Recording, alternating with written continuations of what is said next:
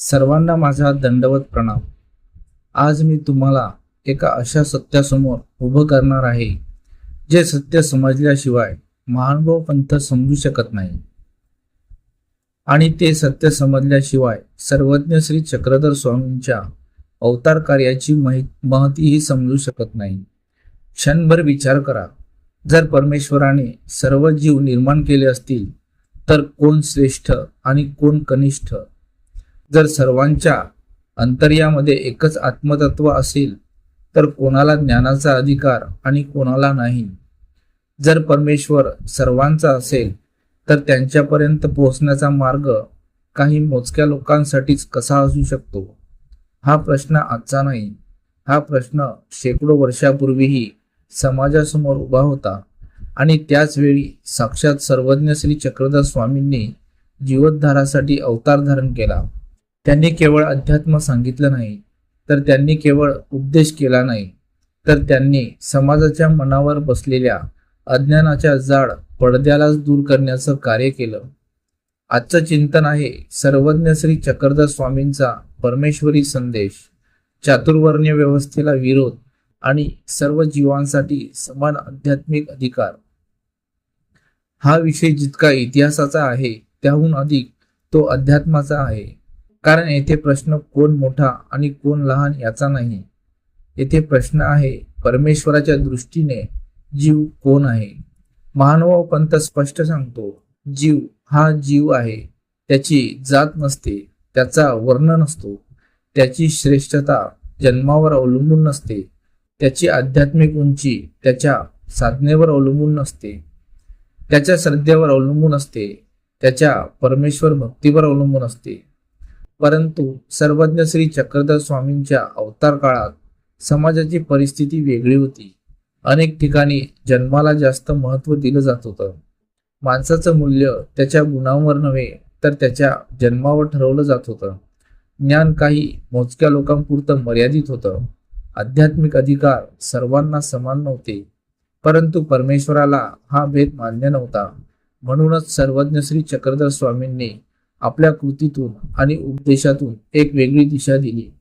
त्यांनी स्पष्ट सांगितलं, परमेश्वर प्राप्तीचा मार्ग सर्वांसाठी आहे, मुक्तीचा अधिकार सर्व जीवांना आहे आणि परमेश्वर भक्ती करण्यासाठी जन्माची अट नाही. ही भूमिका त्या काळासाठी अत्यंत क्रांतिकारी होती, कारण ती समाजात प्रचलित असलेल्या अनेक संकल्पनांच्या पूर्ण विरुद्ध होती. परंतु स्वामींनी सत्य लपवलं नाही. परमेश्वर जे सत्य सांगतो ते काळाच्या भीतीने बदलत नाही. म्हणूनच त्यांनी निर्भयपणे समानतेचा संदेश दिला. महानुभाव पंथात जीवाच्या अंतःकरणाला महत्त्व आहे, जीवाच्या साधनेला महत्त्व आहे, जीवाच्या भक्तीला महत्त्व आहे, जन्माला नाही. कारण जन्म हा देहाचा असतो, आत्म्याचा नाही. देह बदलतो परंतु आत्मा शाश्वत असतो आणि जे शाश्वत आहे त्याच्यावरच परमेश्वराची दृष्टी असते. याच कारणामुळे सर्वज्ञ श्री चक्रधर स्वामींनी अनेक विविध समाज घटकांतील जीवांना आपल्या सानिध्यात घेतलं. त्यांना उपदेश दिला, त्यांना परमेश्वर मार्ग दाखवला, त्यांना साधनेचा अधिकार दिला. यातून एक गोष्ट स्पष्ट झाली, परमेश्वर कोणाचाही मक्तेदार नाही. परमेश्वर सर्वांचा आहे आणि जेव्हा परमेश्वर सर्वांचा आहे तेव्हा त्याची कृपाही सर्वांसाठी असते. महानुभाव पंथाच्या इतिहासात स्त्रियांना दिलेलं स्थान विशेष महत्वाचं आहे. त्या काळात अनेकांना वाटत होतं की आध्यात्मिक प्रगती ही काही विशिष्ट लोकांची मक्तेदारी आहे. परंतु सर्वज्ञ श्री चक्रधर स्वामींनी हा भ्रम दूर केला. त्यांनी स्त्री आणि पुरुष यांच्यामध्ये आध्यात्मिक भेद मानला नाही. कारण आत्मा स्त्री नसतो, आत्मा पुरुष नसतो, आत्मा केवळ जीव असतो आणि जीवाला परमेश्वर प्राप्तीची क्षमता असते. म्हणूनच महानुभाव पंथात स्त्रियांना श्रवणाचा अधिकार होता, मननाचा अधिकार होता, साधनेचा अधिकार होता, परमेश्वर भक्तीचा अधिकार होता. ही गोष्ट आज साधी वाटू शकते, परंतु त्या काळात ही एक महान आध्यात्मिक क्रांती होती.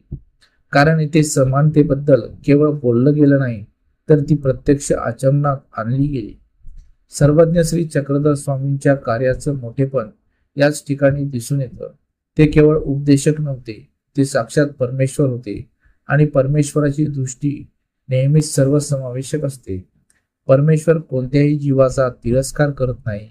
परमेश्वर कोणत्याही जीवाला कमी मानत नाही. परमेश्वराला प्रत्येक जीव प्रिय असतो, कारण प्रत्येक जीवामध्ये मुक्तीची क्षमता दडलेली असते. याच कारणामुळे महानुभाव पंथाचा संदेश आजही तितकाच जिवंत आहे, आजही तितकाच प्रेरणादायी आहे, आजही तितकाच आवश्यक आहे. कारण आजही अनेकदा माणूस बाह्य ओळखीत अडकतो, तो नावात अडकतो, तो पदात अडकतो, तो जन्मात अडकतो, परंतु महानुभाव तत्वज्ञान त्याला आत्म्याकडे पाहायला शिकवतं. ते सांगतं की जीवाकडे त्याच्या बाह्य स्वरूपाने पाहू नको, जीवाकडे त्याच्या अंतःकरणाने पहा, जीवाकडे त्याच्या श्रद्धेने पहा, जीवाकडे त्याच्या साधनेने पहा. कारण परमेश्वर तसंच पाहतो आणि परमेश्वराची दृष्टीच खरी असते. पुढील भागात आपण पाहणार आहोत की सर्वज्ञ श्री चक्रधर स्वामींनी समानतेचा संदेश प्रत्यक्ष कार्यातून कसा दिला, महानुभाव पंथातील सर्वसमावेशकतेची तत्वे कोणती आहेत आणि आजच्या काळात या शिकवणीचं महत्त्व काय आहे.